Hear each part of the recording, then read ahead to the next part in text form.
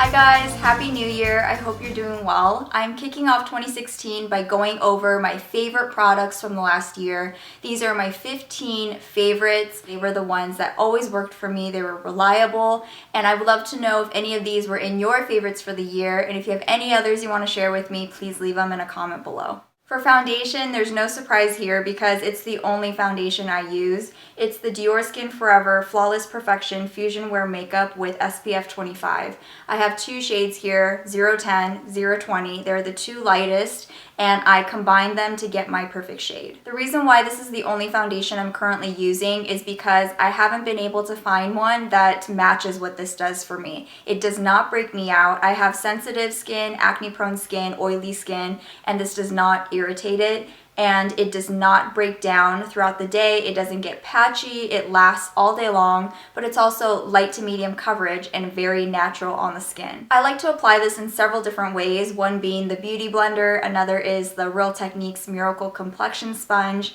and today I did use a brush. I used the Real Techniques Sculpting brush, and the way I like to use a brush for foundation is wash it before every use, just like I would a Beauty Blender. Therefore, it's going to be a little bit damp, and that really helps with the application of this foundation to make it look even more natural on the skin. So this foundation was my go-to all year round, even when I was going out to events, because it is buildable. So if you wanted a little bit more coverage, it does build up nicely and it does not look really cakey. And I also like to sheer it out and wear it to work. So it's been a great foundation. I've been using it for a few years now, and I will continue to use it in 2016. Next up is concealer, and I have two different types of concealers to include in my favorite 15 because I've been really loving concealer over the last year. I've been playing around with different ways to wear it, and I had two that I had to share with you. So the first one is the one I use all over my face, and this is the NARS Radiant Creamy Concealer. I have two shades here, of course, because I like to mix colors together. This one is in Custard, which is slightly darker than Vanilla.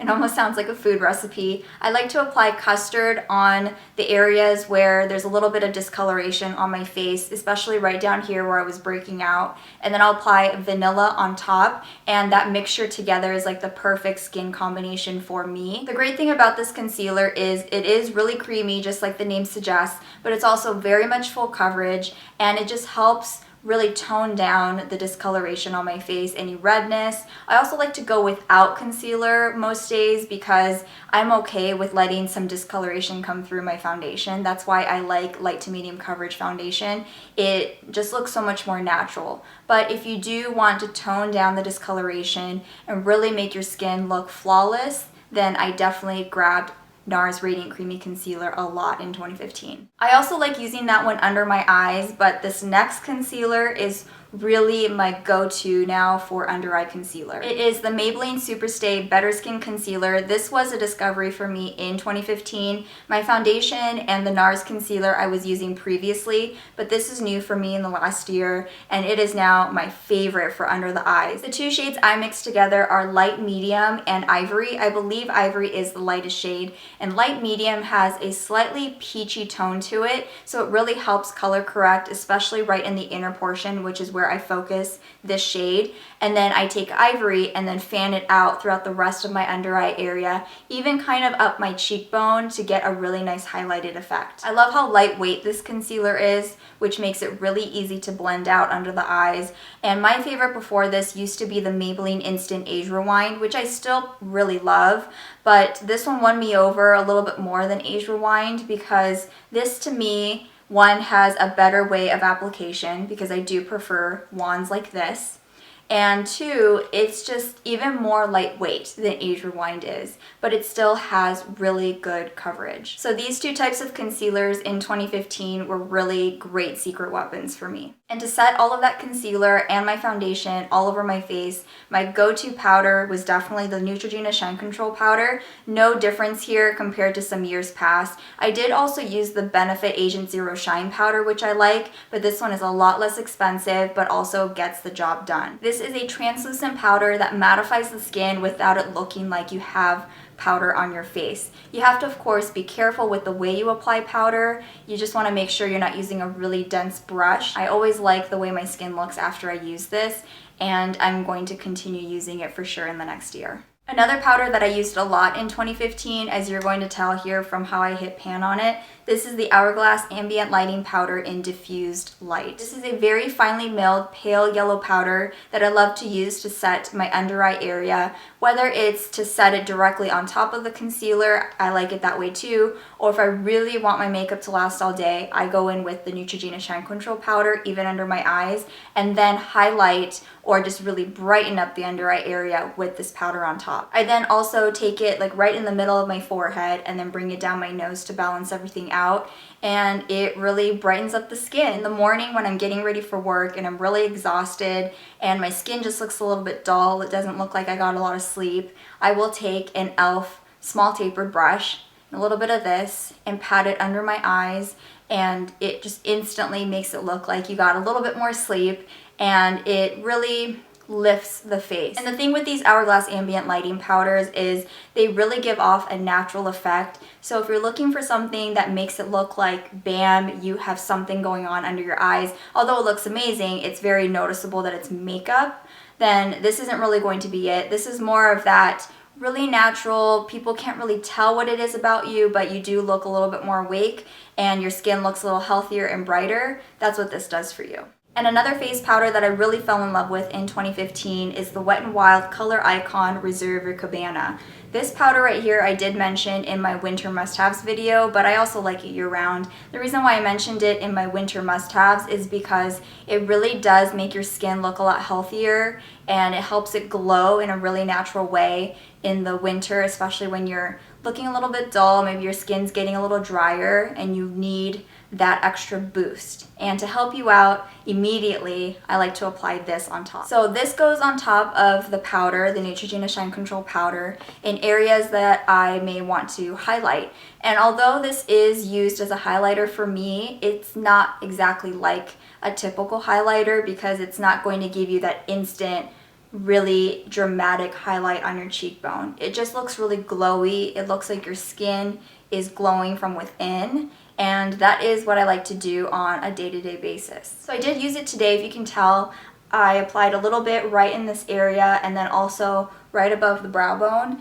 and it really makes your skin look healthy, glowy, without looking like you applied a lot of highlighter on your face. And for contouring in 2015, nothing came close to the Kevyn Sculpting Powder in the shade Medium. And as you can tell, I definitely loved it in the last year. I just have this much product left, and I am going to use all of it up. But to show you what it looked like as a full pan, I'm going to show you this right here. This is the Kevyn Contour Book Volume 2 that came out during the holidays on Sephora's website. I love this thing. So this right here is a full-size version of the sculpting powder, and it is such a cool tone powder. It really does mimic shadow on the contours of your face, and I think it's the most natural out there. So whenever I use this as my contour powder and I look in the mirror down the road, like later in the day, I'll look at myself in the mirror, I love the way the contour looks on my face with this powder more than any other powder I own. Even when I'm using the NYX powder in Taupe, the NYX powder blush in Taupe, I still think this one's so much better. It is my go-to, hands down. If I were to recommend any contouring product to you, it would be that powder. And my favorite way to apply that sculpting powder is by using the Real Techniques buffing brush. So the buffing brush I've been using for my foundation, but recently I started using it for contouring, and I just love the way that it applies the powder directly into the contours of your face. And because it is a buffing brush, you can really buff it into the skin and it looks very natural. And now for blush, which is my favorite type of makeup. I have two kinds to share with you. The first one has been a go-to cheek product for me, although it's not really marketed as a blush. That is how I use it. This is the Milani Illuminating Face Powder in the shade Amber Nectar. This actually came off because I use it so much and eventually just popped right off, but it's one of those mosaic type of powders with all different kinds of shades, and when you mix this together, it gives you a very nice peachy bronzy look.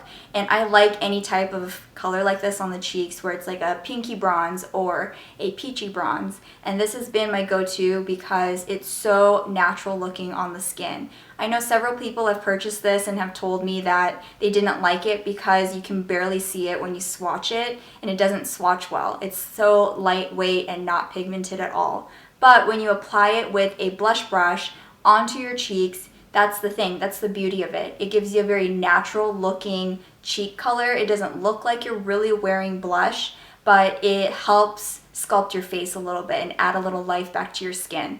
And that is why I love this for every day, and it works with so many different makeup looks. And my other favorite blush for the year is something that is actually marketed as a blush, and this is the Maybelline Master Highlight Highlighting Blush. This is in the shade Coral, but I don't have a specific shade that I love. I love all of them. I have all of them, love all of them. This is in the shade Coral. This one right here is called Light Bronze. It says highlighting bronzer, but I would still consider this a blush, or I like to apply it as a blush. And it has a little bit of peach, little bronze, champagne, and the white mixed together. It is gorgeous. And these don't have bits of glitter in here or shimmer. It is a beautiful sheen. And because a lot of those shades are pretty pigmented, I like using the Real Techniques stippling brush when applying. For brows, I had to think about it a little bit because there are two different types of brow pencils that I loved using in 2015, but I'm still gonna go with an old favorite here for my 15 favorites, and this is the Anastasia Brow Wiz. I almost chose the NYX Micro Brow Pencil because it's so inexpensive compared to the Anastasia Brow Wiz, and it does a similar job. But I still decided to recommend the Brow Wiz in my 15 favorites because it does not flake on me at all. This one kind of does. I noticed over time that when I apply the Micro Brow Pencil to my brows, I get little bits of this pencil on my cheeks from my brow, and that never happens with this. I don't know why it does that. Let me know if that's happened to you, but that is the only reason why I decided to go with this over this. And the Brow Wiz I've been using for a few years now. The spoolie on the other end is great. It really distributes the product nicely throughout your brow. After you use the skinny pencil, which is great at mimicking little hairs, turn it over and it evenly takes the product throughout your brow. So overall, I think this is a great buy. So in the next year, I am going to be repurchasing both of them because I think the Micro Brow Pencil is still good and it's inexpensive. But for the sake of this video and to say which one is my favorite, I had to go with the Brow Wiz. And for my eyeshadows, I have two products here. One is a single eyeshadow and the other one is a palette. The single eyeshadow that I fell in love with this year, and it's been my go-to everyday shadow, this is the L'Oreal Infallible eyeshadow in Bronze Taupe. This is a pressed pigment, so a little goes a long way. There is a slight dent in here because I've used it so much, but I still know I'm going to be using this one for a very long time. And it's so pigmented, and you can use your finger to apply this. I think that's the best way. And I used a wash of it on my eyelids today. It's a little cool because it's taupe, but it also has a little bit of warmth because of the bronze aspect of it. And it's a great neutral eyeshadow that you can just pop on your eyelids, and it just gives off a beautiful sheen on the eye. And for my favorite palette of 2015, no surprise here, it's still the Lorac Pro palette. I have tried so many new palettes in the last year. Nothing compares to the Lorac Pro because it's a beautiful basic eyeshadow palette that I recommend to everybody. So my goal for 2016 is to use up more of this palette. I clearly love the black. I love the pewter and the cream. Pewter is just like Bronze Taupe, so there's no surprise there. All of the shadows in this palette are great. They are very saturated, beautiful colors to work with. You got your whole row of shimmer, you got your whole row of mattes. I love the way Lorac arranges their pro palettes like that, and you have different looks to play with here. You can get really light, you can go very dark, you can mix and match. There's so many different ways that you could use this palette. But yeah, overall, I just recommend it to everybody. Whenever someone were to ask me which palette they should start with, and I recommend, it would be the Lorac Pro. And this is the one that I also got for my sister for Christmas because I think everyone should have it. The only thing with the Lorac Pro you gotta keep in mind is you gotta tap off some of the eyeshadow onto a tissue, because when you just grab some onto a brush, it does kick up some of the powder, and you got to get rid of some of that on a tissue before you apply it directly on your face, or else you will get some fallout. So that's the only thing. But these are very pigmented eyeshadows, so even if you do tap off the excess, you're still going to get a lot of color. This mascara right here has replaced my previous Holy Grail, which is a big deal because my previous one was the Maybelline Full and Soft Waterproof that I've been using since high school. So that is like 10 plus years ago. And this is the CoverGirl, the Super Sizer in the waterproof version. This is my new favorite because it does what the Full and Soft from Maybelline did, but more. The reason why I love the Full and Soft mascara is because it held the curl of my lashes, which is really hard for me to find in a mascara, and it separated them. But what this does is it separates my lashes, it holds the curl, it also makes them look a lot fuller, and it lengthens. So it does so much more, and I was immediately impressed by this mascara. I always thought the fuller the brush, the better. I don't know, that's just my mentality. And when I saw this and how skinny it was, I thought there's no way this is going to curl or hold the curl of my lashes. It looks like a stick from here, right? But this really does push up my lashes even more than when I just curl them. And it holds that curl. It's amazing. For eyeliner, this is not a new favorite for me, but nothing really beat this in 2015. So I'm gonna go with the Milani Liquid Eye Liquid Like Eyeliner Pencil in black. This is my go-to for the waterline, to tightline my eyes, everything. It is so pigmented and you barely have to touch your skin for it to really show up and be very pigmented, and it does not budge throughout the day. I also like that it's a twist up version. They also have one that you can sharpen if you prefer that, but I like the twist up version of pencils. I just really like how defined my eyes look with this because it is so black. And I've tried some others throughout the year, but I still really like this one more. And for my last product of my 15 favorites, this is kind of a big deal because previously I would always say that the Revlon Super Lustrous Lipstick in Primrose was my all-time favorite lipstick. And although I still love that lipstick and it will always have a place in my heart because it's one of the first lipsticks I've owned, this is Beat It. And it is the Milani lipstick in Matte Naked. If you own Matte Naked, you will understand what I'm talking about. This is such a flattering lipstick for so many people. It's what I'm currently wearing. It is matte, but also hydrating, which is so hard to find. And it's a beautiful neutral lipstick. I've seen it on so many different skin tones and it looks great on everybody. This is very similar to MAC Velvet Teddy, but it's not as brown as Velvet Teddy. This has a little bit of pink in it, very flattering for every day, and it goes with so many different eye looks. So this has been a go-to lipstick for me in my handbag for pretty much all 2015, or as soon as I got it. I think in the spring of 2015, I had it in my bag a lot, and over time I just noticed that I was using this so much more than Revlon Primrose. And over the course of the year, whenever my lips looked really dry and I thought, gosh, like what do I need to do? I will apply this on top and it instantly looks okay again. It was like a magic lipstick, and that didn't always happen with me with Revlon Primrose.